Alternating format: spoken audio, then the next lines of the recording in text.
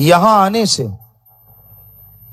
जन्मों जन्मों के पाप कर्म कट भी जाते हैं और पता भी नहीं चलता।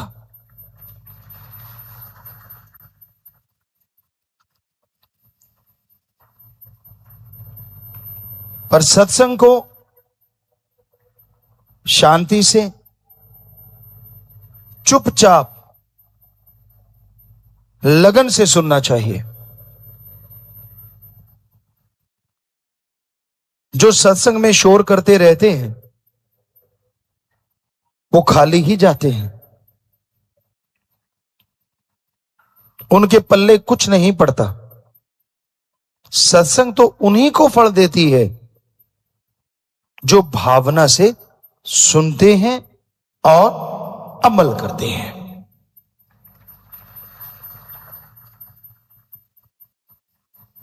खाने पीने का सामान कितना भी सामने क्यों ना हो, जब तक खाओगे नहीं ना तो स्वाद आता है और ना ही ताकत आती है। उसी तरह सत्संग है। खाना यानी सत्संग सुनना, निगलना यानी अमल करना। पहले सुनो और फिर अमल करो तो सत्संग का फल 100% मिला करता है।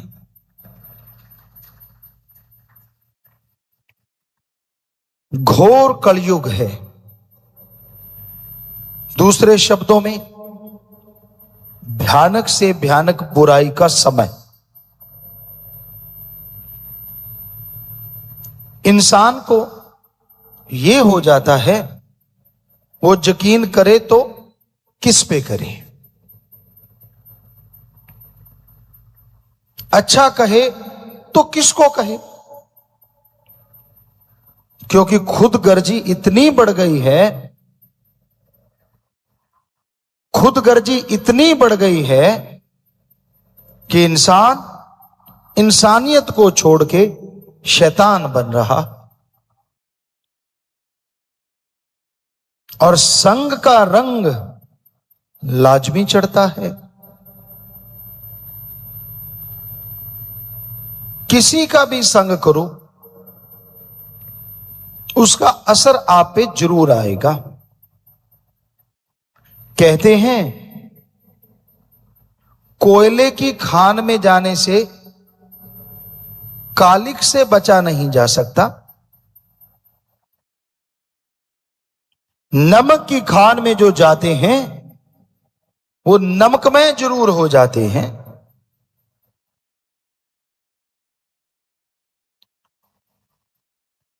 कोयल और काग एक जैसे लगते हैं पर जमीन आसमान का अंतर है। कूड़ा करकट गोबर यहां पड़ा है, उसमें अगर फूलों के पत्ते भी डाल दोगे तो वो खाद बनेगा, खुशबूदार चीज नहीं बन सकती। इसलिए अपने आप को बचा के रखो संग से। बुराई का संग इंसान को बुरा बना देता है। यानी इंसान अच्छा चाहे क्यों ना हो, पर अगर बुरे लोगों का संग करेगा, बुरे लोगों की सोहबत करेगा तो लाजमी बुरा बन जाएगा।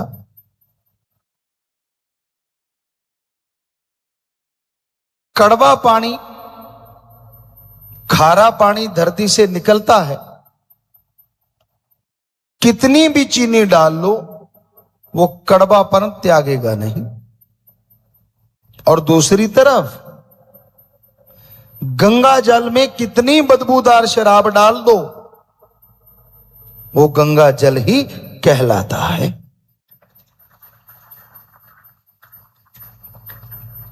इसलिए संग हमेशा अच्छा करो, बुरे संग से बच के रहो। क्योंकि आदमी का मन चलायमान है, गतिशील है, ये एक जगह नहीं रुकता। काम वासना, क्रोध, लोभ, मोह, अहंकार, इन्हीं में घूमता रहता है, इन्हीं में चक्कर लगाता रहता है। इंसान बैठा कहीं और होता है और सोच कोई और चल रही होती है। इंसान दिखता कुछ और है पर अंदर कुछ और है। जो ऐसे होते हैं वो कभी भी ना तो जिंदगी में खुद सुख लेते हैं और ना अपने साथियों को लेने देते हैं। खुद भी तड़पते हैं और परिवारजन भी तड़पते हैं। पर जो अच्छा होता है वो बुरों को भी बदल के अच्छे बना लेता है।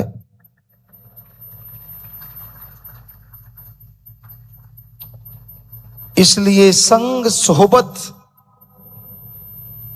हमेशा अच्छे लोगों की करो। पर आजकल लोगों को चस्का बहुत पड़ा हुआ है। सामने दो लोग बातें करते हैं और तीसरे जो दूर से देख रहा उसे होता है यार मुझे पता चलना चाहिए वो कर क्या रहे हैं। और कईयों को आदत होती है, कमरे में कोई बात कर रहा है, उसका कान कमरे के गेट पे लगा हुआ है, अंदर क्या चल रहा है। जिज्ञासा गलत नहीं, पर जिज्ञासा को बुराई की तरफ ले जाओ तो वो बुरी बन जाती है, और इसी को अच्छी तरफ मोड़ लो तो भगवान से भी मिला सकती। क्योंकि जितनी जिज्ञासा होगी, जितनी श्रद्धा, जितनी तड़प होगी, उतनी जल्दी ही अल्लाह वाहिगुरु राम मिला करते हैं। आजकल धर्मों की सच्ची बात लोग बताते नहीं, और बताते हैं तो खुद अमल कमाते नहीं। और जो खुद अमल नहीं करता उसकी बात का असर कभी किसी पे नहीं होता। पहले खुद अमल करना सीखो, फिर दूसरे को समझाते हुए अच्छे लगते हो। अगर दिए तले अंधेरा है तो दूसरों को रोशनी मिले ना मिले क्या फायदा। इंसान को अपने आप को सुधारना चाहिए। फिर बहुत ही अच्छा है अगर वो दूसरों के ऐब गुनाह छुड़वाने के लिए उसे सत्संग ले आए, अल्लाह वाहिगुरु राम के नाम से जोड़ दे।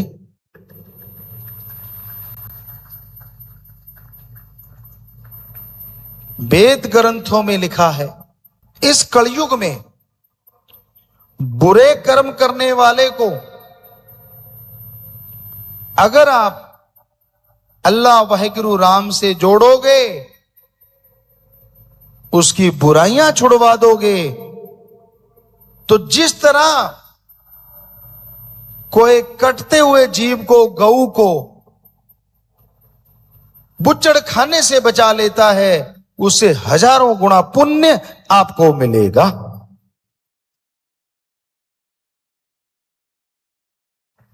इसलिए जितना हो सके ज्यादा से ज्यादा ये कर्म कमाया करो।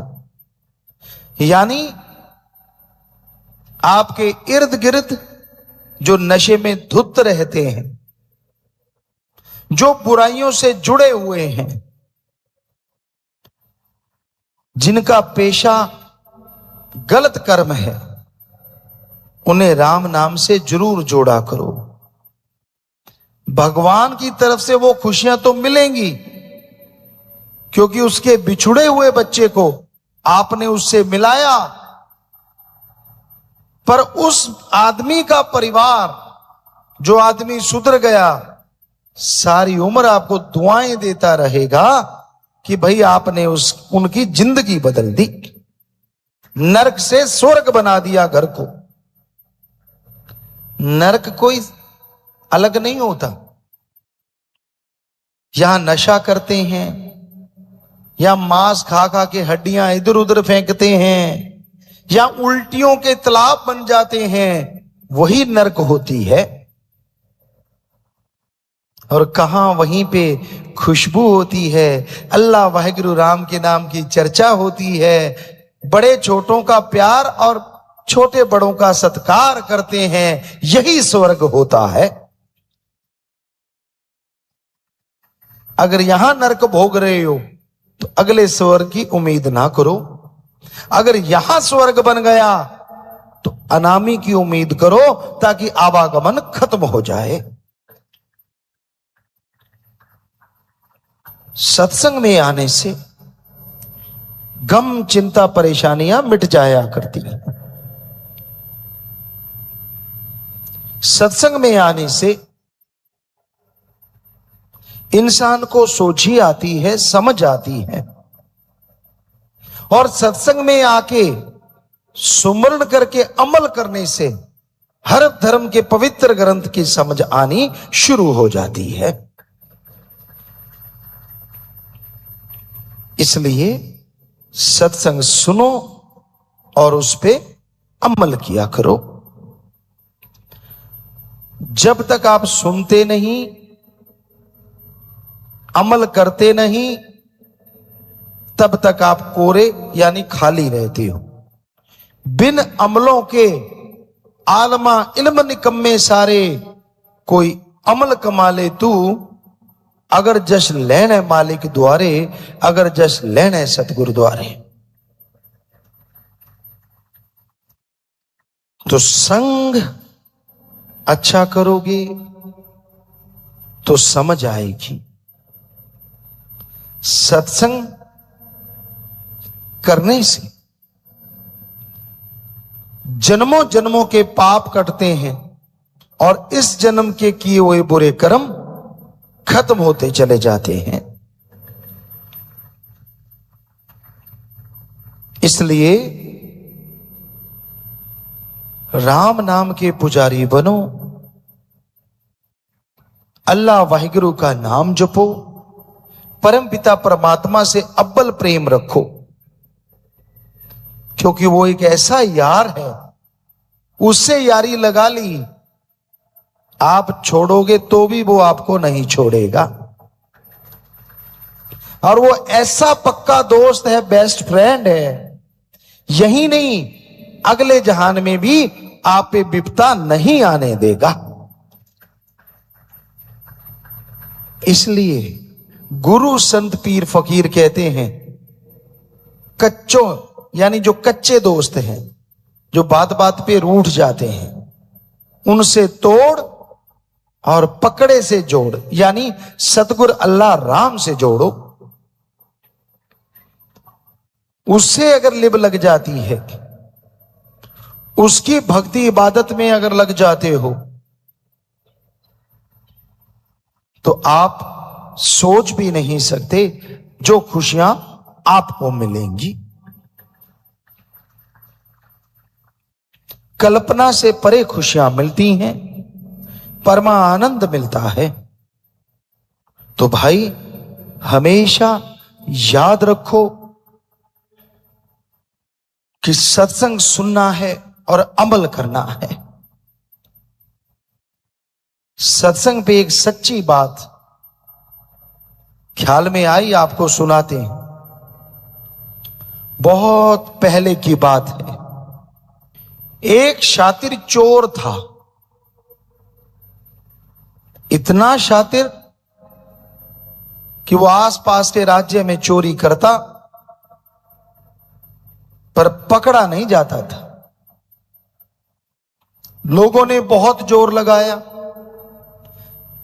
राजा महाराजाओं ने बहुत जोर लगाया, लेकिन किसी की समझ नहीं आया चोर कौन है। आखिर समय आता है, उस चोर का भी अंतिम समय आया। वो जाने लगा और जाते जाते अपने बेटे को शिक्षा दी। कहने लगा, बेटा चोरी के ये मंत्र हैं, और जब चोरी करो तो कभी भी माल अपने पास ना रखो, सबसे पहले सामान को खुर्द बुर्द कर दो, फिर चोरी कर ली तो कभी मानो ना, चाहे कुछ भी क्यों ना हो जाए। जब तक मानोगे नहीं आप चोर साबित नहीं होगे। बेटा कहने लगा, ठीक है पापा, ठीक है पिताश्री, मैं ऐसा ही करूंगा। फिर चोर कहने लगा, रे एक बात तो रह गई। कहने लगा, कौन सी? कि जब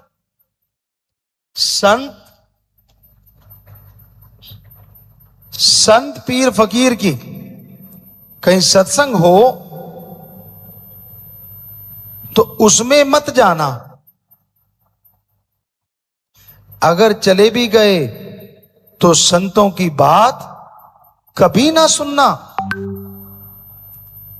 चोर का बेटा कहने लगा, ठीक है पिता, और वो चोर मर गया। अब चोर के बेटे ने चोरियां शुरू कर दी, पकड़ा नहीं गया। लेकिन एक दिन बादशाह का खजाना हीरे जवाहरात चुरा के भाग रहा था, तो सैनिकों की निगाह में आ गया। सैनिक पीछे पड़ गए, वो भाग रहा है। भागते भागते उसने देखा नगर में बड़ी धर्मशाला है और उसमें लोग बहुत जा रहे हैं, तो वो भी उनके साथ हो लिया।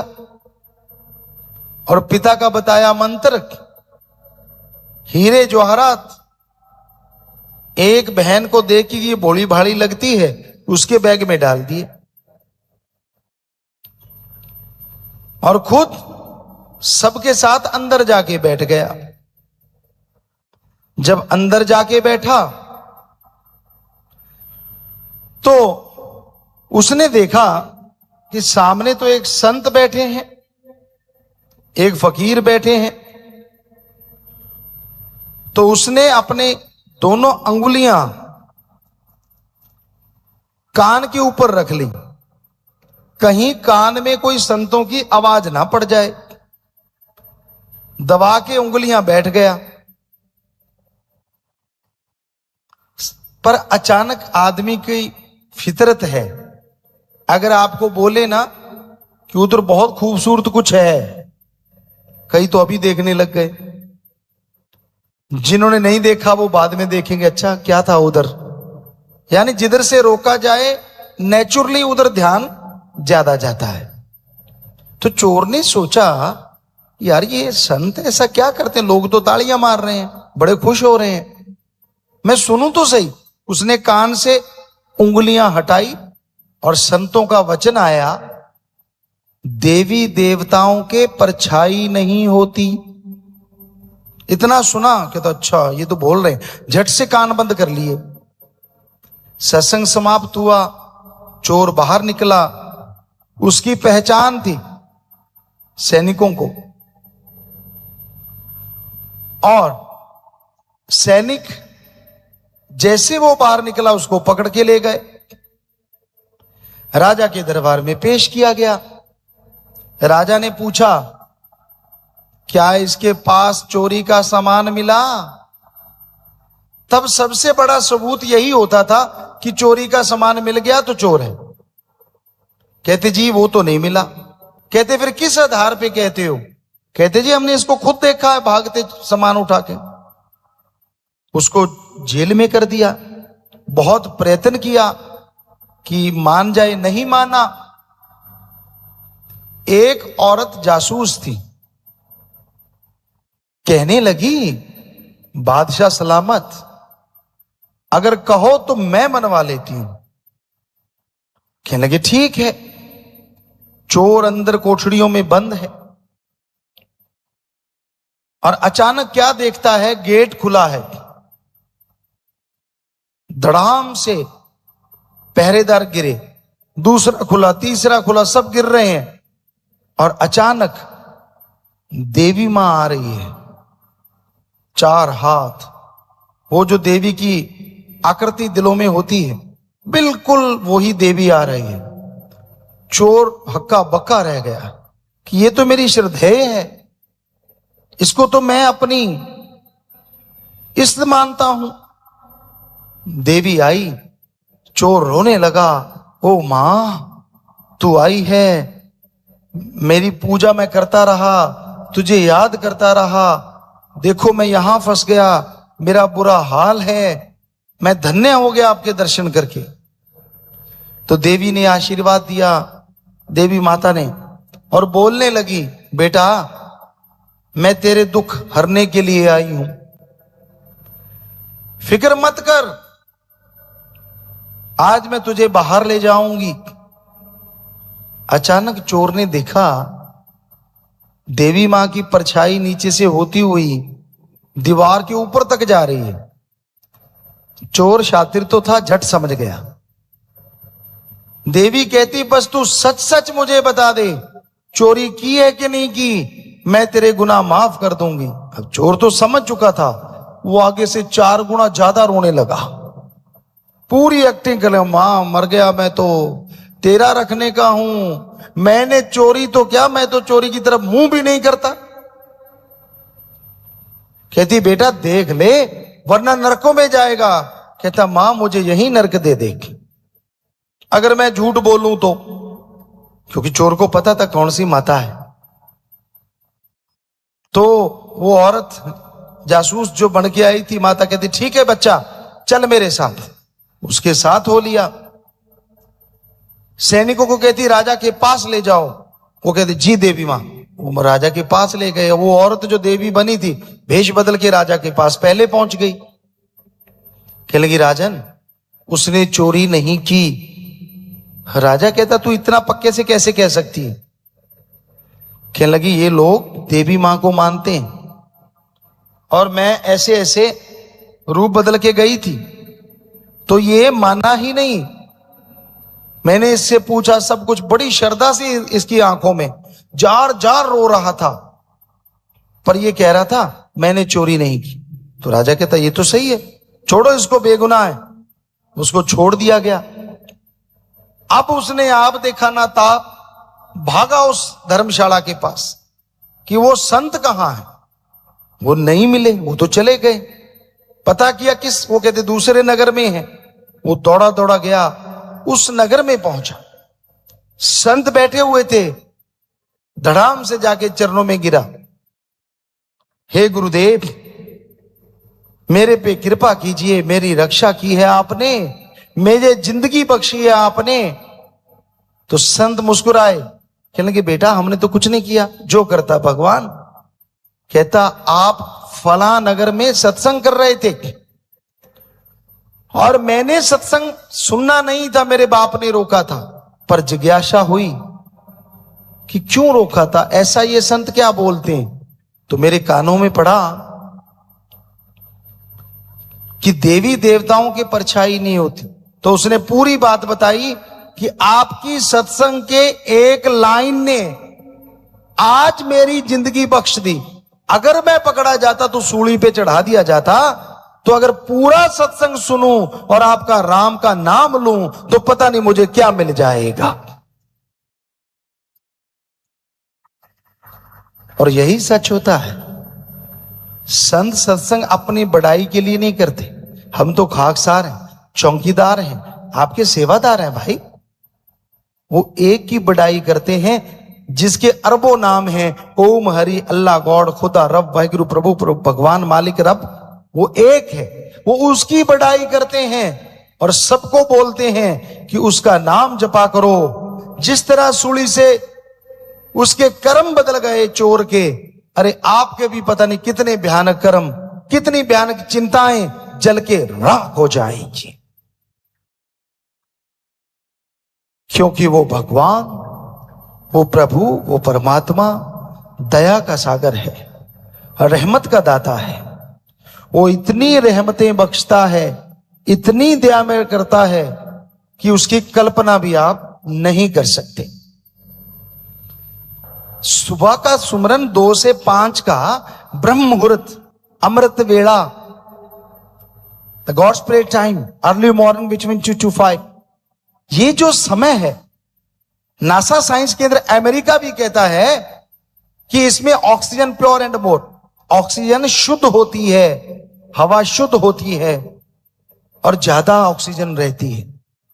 तो इसलिए वैसे समय तो यही बढ़िया है, पर जब जागो तभी सवेरा, जब जागते हो तभी सिमरन कर लिया करो भाई। पर कई तो सोते रात के 2 बजे स्कीम शुरू होती है कि सोएं क्या, 3-4 बजे जाके सोते हैं, और सूरज बेचारा चीखे मारता है तब जाके उठते हैं, यानी दोपहर हो जाती है जब। तो ये अजीबोगरीब सोने का टाइम है।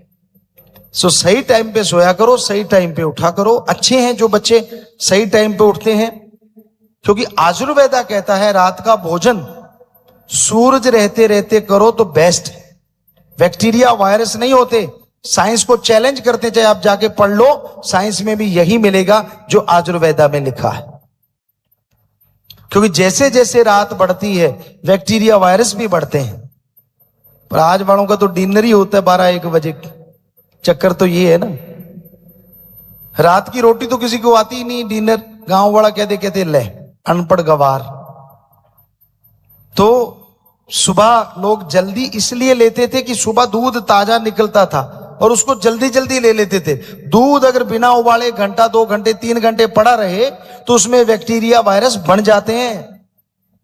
उसको जहां तक हो निकलते ही जल्दी से पियो, अदरवाइज उसको उबाले देके रखो ताकि वो चीजें उसमें पनपे ना, ये जरूरी होता है। पर कई कुड्र साहब होते हैं, वो कच्चा ही रख लेते हैं और फिर बीमार होते रहते हैं, कभी पेट खराब, कभी उल्टी आ गई, कभी कुछ हो गया। तो फिर कहते यार दूध में कुछ डाला तो नहीं, डाला नहीं, तूने डलवाया है। तो इसलिए ये चीजें ख्याल में रखनी चाहिए। तो सत्संग में आपको दुनियावी चीजों का भी मुफ्त में ज्ञान मिल रहा है भाई। होना तो रूहानियत का चाहिए, पर परमपिता शास्त्र नाम श्याम मस्तान जी दाता ने आपकी दुनियादारी भी तो देखनी है ना। तो ये 100% आप अमल कर लो, अगर फर्क ना लगे तो कहना। ये जो डिनर है उसको, डिनर को जो आपकी इवनिंग टी होती है ना उसमें ले आओ, और इवनिंग टी को थोड़ा सा बैक गियर पीछे ले आओ। पढ़े लिखों की इवनिंग टी होती है 5 बजे 6 बजे, तो आप 7 बजे शायद दिन छिपता होगा या 6 बजे जब भी है 7 के करीब, तो उस समय खाना खा के देखो। और सोने से पहले अगर फ्रेश दूध थोड़ा सा ले लिया जाए तो डाइजेस्ट के लिए, शरीर के लिए, बॉडी रिपेयर के लिए सबसे बेस्ट होता है, ये कहता है आयुर्वेदा। सो भाई आप उस परमपिता परमात्मा की औलाद हो, और जो उसकी औलाद है वो फकीर की औलाद पहले होती है। इसलिए माँ बाप को अपने बच्चों का फिक्र होता है, हमें आपका फिक्र है, चाहे सफेद दाढ़ी है आपके चाहे काली है, हमें आपका फिक्र है। आपको कोई रोग ना लगे, आपको कोई परेशानी ना आए, आपको कोई टेंशन ना आए, आपको कोई तकलीफ ना आए, हमेशा यही ख्याल रहता है। आप कोई गलत कर्म ना करें जो आगे भोगने पड़े आपको। इसलिए सत्संग में हर तरह की बात आपकी सेवा में अर्ज करते रहते हैं।